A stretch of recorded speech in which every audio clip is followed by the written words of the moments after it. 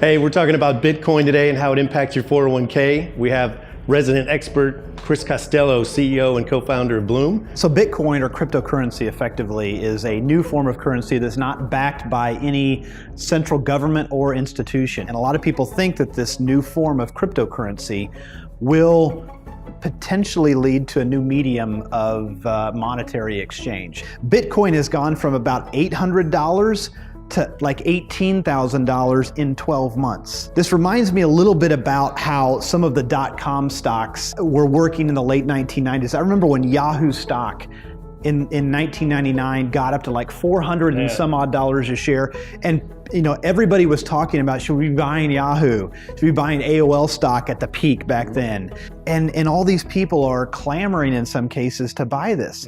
In no other part of our lives do we operate that way. If you were, Chad, if you're gonna go buy a new car, and the day before you went to buy that new car, the price went up by a factor of 5x, would you be more or less interested in that car? Right. You'd be less interested, As a consumer, we know to look for value. But sometimes on these investments, when they just run away for no particular reason, people get real excited and want to buy it at that point. We've heard stories of people taking mortgages out on their house to buy Bitcoin. My gosh, that is another sign that I feel like this is such a bubble. The crazy thing about bubbles, though, is sometimes bubbles get bigger before they pop. It scares me to death to think that some people might actually consider cashing out of their 401k to buy Bitcoin, because that would involve obviously selling your investments, but worse off, taking money out of your 401k, which triggers insanely high taxes.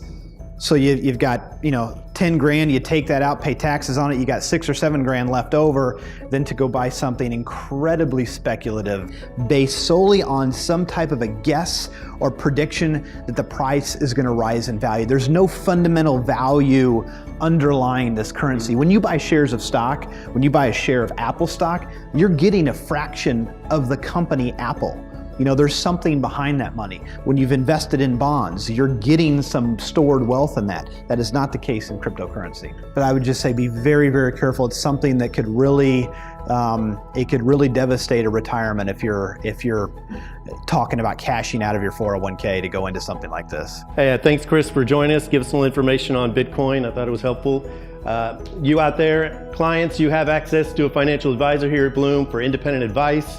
Anytime you have questions, comments, concerns, please just go to bloom.com, start up a chat, and we'd be happy to help you with any questions you have.